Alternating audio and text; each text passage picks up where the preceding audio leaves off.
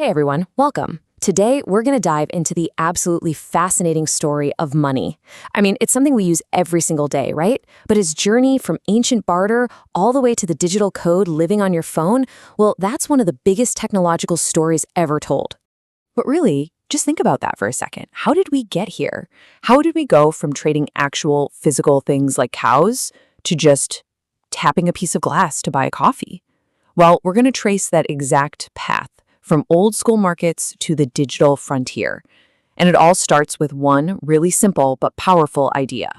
So first things first, we have to get our heads around the idea that money isn't just paper or coins.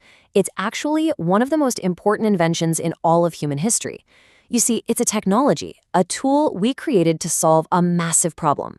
How do we trade our work and our stuff with each other in a way that's fair and efficient? All right, so our story begins, as you'd probably guess, in the physical world. For thousands of years, money was something you could actually hold in your hand. And it all started with a system that was, well, anything but simple.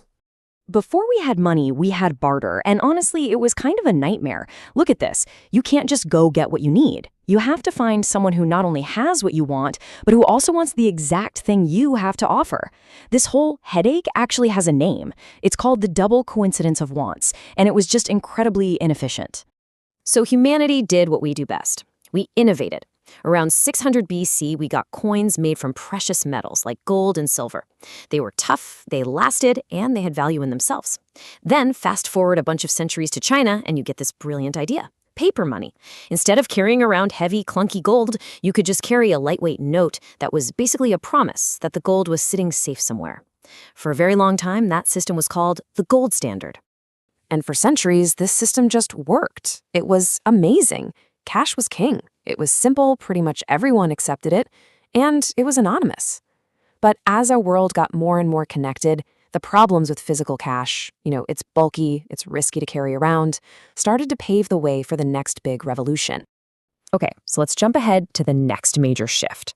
We're in the middle of the 20th century now, and money starts to kind of disappear from our hands and reappear in this brand new form, plastic. And wow, did this happen fast. In 1950, the first real credit card shows up. By the 90s, debit cards were everywhere, letting us spend money directly from our bank accounts. And then, by the 2000s, with online banking, you didn't even have to go to a physical bank anymore.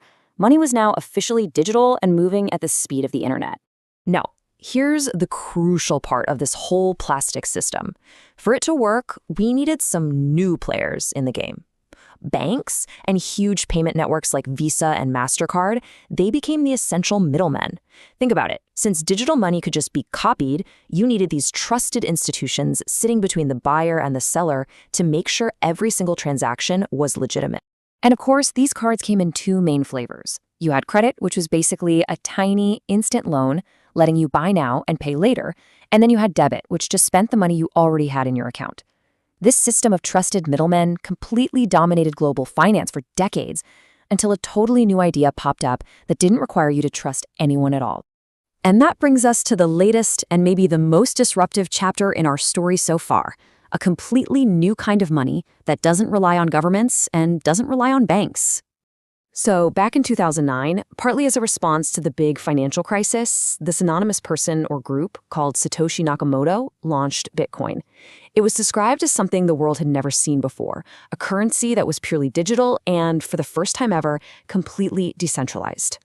Okay, that word, decentralization, that's the absolute key to understanding this. What does it even mean? Well, it means there's no boss. There's no single person, no bank, no government in charge.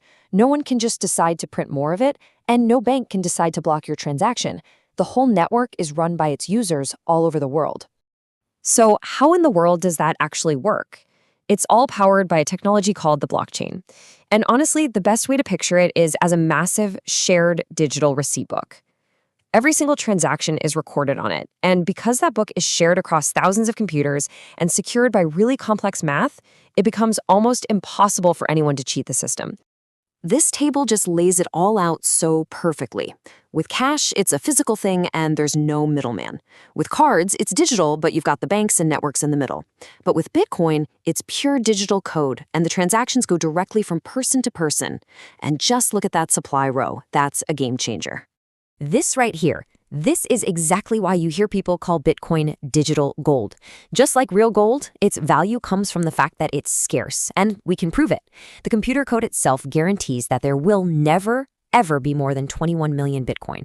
That's it. Unlike national currencies, which can be printed whenever, Bitcoin has a fixed, predictable supply. So, we've come a long, long way, from trading chickens for shoes all the way to sending secure, encrypted digital tokens across the globe in a matter of minutes. It has been an absolutely incredible journey. So if you take one thing away from all this, it's that the story of money is really an evolution of one thing: trust. We started by trusting in physical objects we could hold. Then, we moved on to trusting big institutions, like banks. And now, we seem to be entering a new era where the trust isn't in a person or a company, but in transparent, verifiable computer code that anyone can look at. Hey, if you found this breakdown helpful and you want to see more explainers on complex topics like this one, it would mean a ton if you could take a second to hit that like button, share this with someone who might find it interesting, and of course, subscribe to the channel. And so I'll just leave you with this final thought to chew on. As technology just keeps getting faster and crazier, what do you think money is going to mean? What will it even look like 20 years from now? Let us know what you think down in the comments. Thanks so much for watching.